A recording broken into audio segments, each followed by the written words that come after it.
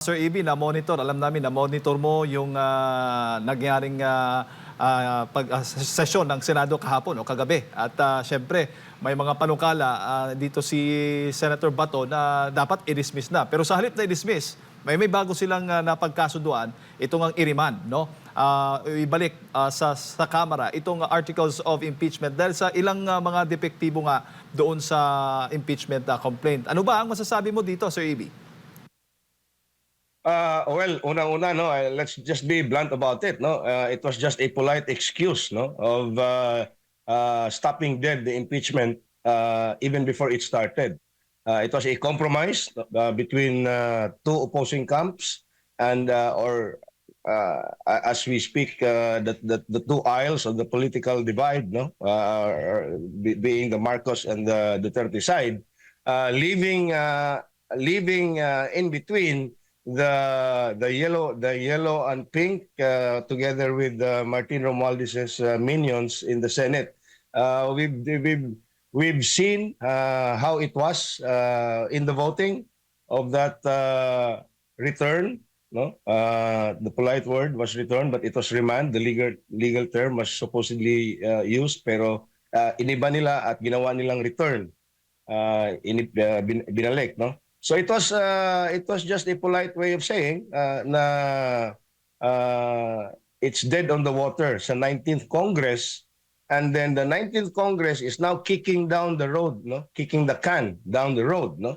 At pinaubayan na nila sa 20th Congress kung talaga bang itutuloy nila ang impeachment trial ni VP Sara Duterte. It's just ministerial yung kanilang mga summons at mga issuances as an impeachment court of the 19th Congress. So ang nakapuntos po nito, yung Senado, Sir Ibi? Well, I don't call it nakapunto sila. They dodged the bullet. Honestly, ang puntos nito is si VP Sara. Because no matter where you look at it, it still favors the Vice President. It's just that because before na naging on trial ang Vice Presidente, the Senate first became the respondent in a trial in the bar of public opinion. Kumbaga, no? At parang naghugas kamay sila, no? Naging Poncio Pilato muna sila at putting all the blame to the lower house of the 19th Congress, and then passing on the very heavy burden of proceeding with the trial to the 20th Congress, leaving them some sort of anong tawag dito? Parang they were on armor, no? Naka-armor sila with the impeachment bullet, at hindi nga sila natamaan sila pero hindi tinablan. Ayun lang. Opo, yung tanong ngayon, may sapat bang panahon yung Kamara para aksyonan agad itong panukalaw, itong motion mula sa Senado, Sir Ibi, patungkol nga dito sa impeachment ni VP Sara? Well, of course, they can always actually, for example, the notice will be given today. I'm pretty sure that the lower house will comply with the first order of the Senate as an impeachment court, which is to certify that the articles of impeachment does not violate the constitutional ruling that bars another impeachment or more than one impeachment to the same public official in 1 year. Of course, madali lang naman yan eh. They will be shooting themselves in the foot pagka sinabi nila hindi kami nag-comply. But the second order is more interesting because that order, the second order of that remanding, no, of that remand notice, addresses the 20th Congress, the lower house of the 20th Congress, not the 19th Congress lower house. Meaning to say, we will have to wait until the convening of the House of Representatives of the 20th Congress. Kasi ang order nun is tinatanong nila kung ang 20th Congress ba ay gusto pa rin nilang ituloy ang impeachment trial at to constitute their own set of prosecutors and private prosecutors, kasi yung iba dyan ay hindi na na-elect. So meaning to say, we have to wait on June 28 of July 28, before hours before the SONA, when they will convene, they will elect a speaker, set up whatever they want to set up, yung lower house of the 20th Congress. Ang 19th Congress, wala nang oras yan. But the 20th Congress will now have to decide. No? Again, bearing in mind that it has been explicitly said in the 19th Congress that they cannot bind the 20th Congress to proceed with the impeachment. Sa kanila na yung desisyon na yun, Jade and Mar. Opo, at sa mga natitirang mga araw, Sir EB, bago yung ano nga, June 30, kasi nga 'di ba magpapasok na yung 20th. So nasa ganitong panahon na lang, ngayong buwan na lamang ito dapat litisin o baka i-hearing, dinggin. Ito ng impeachment complaint ng VP Sara o aksyonan ng Kamara o ng Senado. Well, unang-una, wala pang mga magagawang pagdinig because the first order of business as a impeachment trial court nila, first was the return of the impeachment complaint, and then they have issued already a notice, no, for the reply of the respondent, VP Sara Duterte, at binigyan siya ng 10 araw. From now, that's June 21, June 22. Sa reply naman ng VP Sara na yan, they are also giving the House Prosecutor Panel 5 days to reply. That puts it at around June 27. So by the time you receive all the replies, no, and rejoinders, no, from the VP Sara camp and the prosecutorial camp, that would be already June 28. And then you have to calendar the trial or whatever. That the trial will not happen in the 19th Congress. The articles of impeachment is in suspended animation. It's in a zombie mode. No, it's in the zombie state in the 19th Congress. We will now have to see whether the 20th Congress will resuscitate that impeachment complaint or totally eliminate and annihilate that impeachment, waiting for another year for another impeachment if there is one. Opo. At linawin lang natin para sa kaalaman ng ating mga kababayan, yung motion nga to remand o itong inamyendahan nga yung motion ni Senator Bato de la Rosa. Si Senator Cayetano nga yung nanguna nito, Sir EB.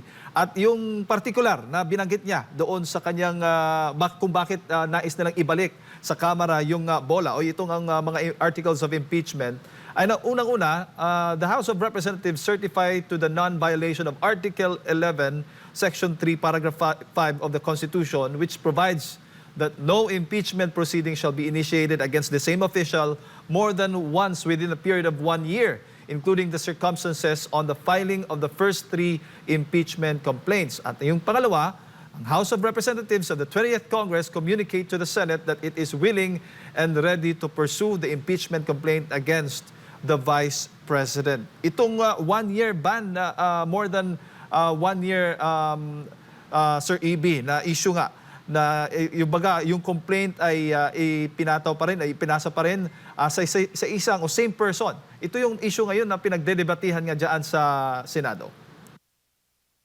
Tama, no? Ito yung kasi hindi klaro, no? Yung in fact, it's also one of the basis of the petition kasi nga merong petition ngayon filed si VP Sara Duterte questioning the legality and constitutionality of this specific impeachment complaint. Ito kasi pang-apat to eh. And in fact, I understand it that the VP Sara Camp, I think through Attorney Israelito Torion, filed a supplemental to that motion or to that petition para yun na nga, no, talagang totally dismiss, no, the impeachment complaint. Yun ang pinagdedebatehan kasi nga there were 3 impeachment complaints filed in December, I think, no? 2 in December and I think 1 in February of 2025, 2 in December of 2024 na hindi kaagad inaksyonan ng mababang kapulungan.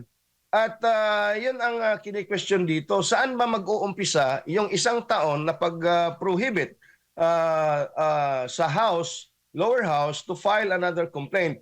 Kasi inupuan eh. And the House, by their rules, violated, and in fact, even the Constitution to some extent, that dictates any impeachment complaint filed in the House that has been already endorsed by a member of the lower house must also be taken up immediately.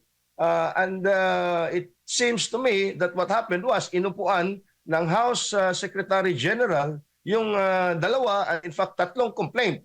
At yung pang-apat na minadali nila on February 5, yun ang tinuloy at tinansmit doon sa Senado. So yun ngayon ang contention dyan, no? Na bakit yung una, pangalawa at pangatlo ay hindi nila in-honor, pero yung pang-apat, no? That means na merong nauna ng impeachment in December.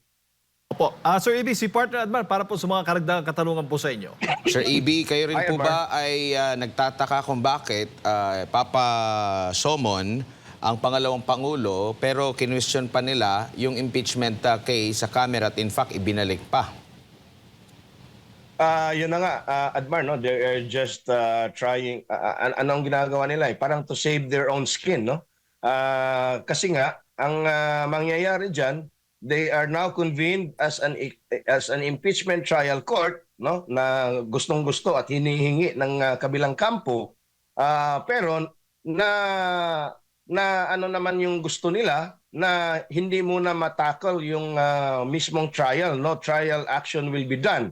So kaya ang compromise nila is still to summon the reply, no, or to send notices, no. Hindi naman yan summoning the VP to appear, but for the Vice President and her defense team to send the reply to the 7 articles of impeachment, no. So ibig sabihin para lang meron silang nagawa, no, kumbaga para lang sa tingin ng taong bayan at sa tingin ng mga kritiko ay meron silang ginagawa as an impeachment court. Pero it's just ministerial on their part at it's relevant to the point that the VP now will have to file her replies, no, to the 7 impeachment articles of impeachment, no. Pero more than that, there is no personal appearance that's going to happen. If there will be, doon yan sa 20th Congress if matutuloy yung impeachment trial, Admar.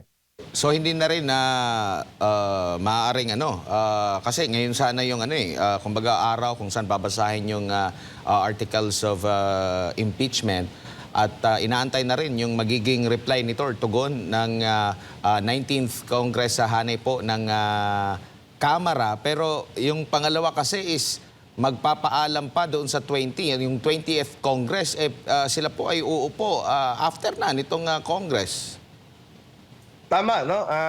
Yung scheduled today na presentation of the articles of impeachment to the Senate plenary and then constitute themselves, the senators, into an impeachment court is already moot. Hindi na mangyayari yan. Kasi nga, they have tackled it yesterday. No, at isinole na nga nila yung articles of impeachment na yan doon sa lower house. At tama ka, ang pangalawang order of because it's no longer the Senate, no, as a co-equal legislative branch, no, of the bicameral branch of our government, no, the legislative branch.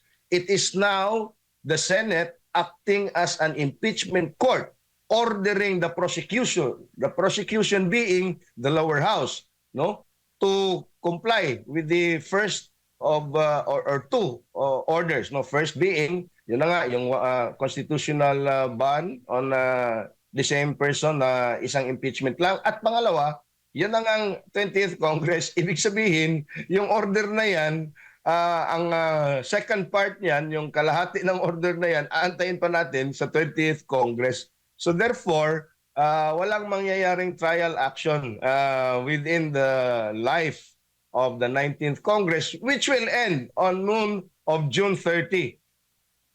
Admar.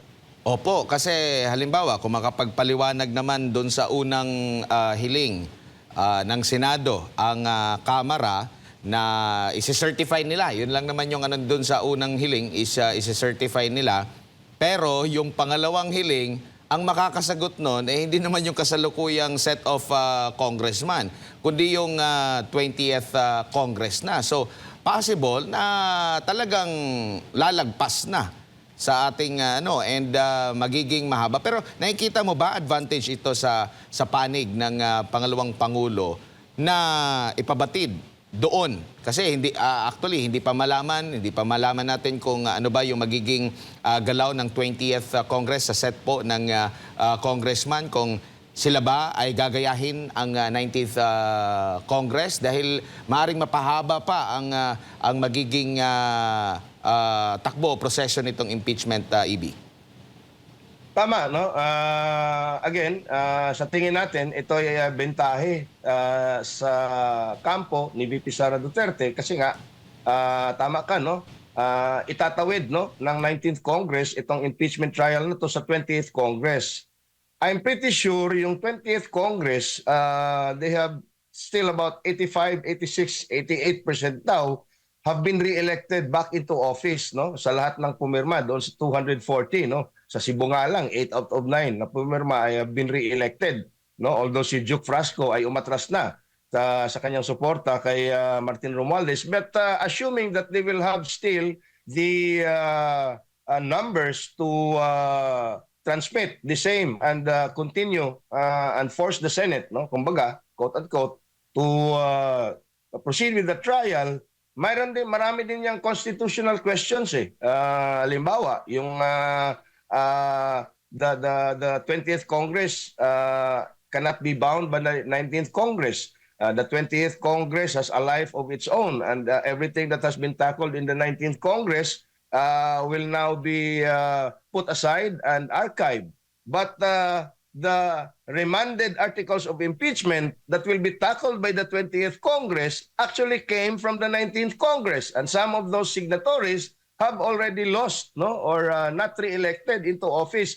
So there is that ambiguity, no. The constitutional question will arise, no, and more than that, doon sa Senado, na iba na yung constitution, iba na yung kanilang composition, will now look at the impeachment from a different perspective or from a different lens. Isang question din yan, if they will, no, the Senate of the 20th Congress will now accept it as a new and newly filed impeachment complaint, and then contextualizing it to the constitutional prohibition of another impeachment of the same person within 1 year. So again, napakalawak pa na debate nito on the 20th Congress. As I've said, the 19th Congress, the 19th Congress Senate is just kicking the can down the road, passing on the responsibility of deciding on the impeachment trial doon nga sa 20th Congress, Admar.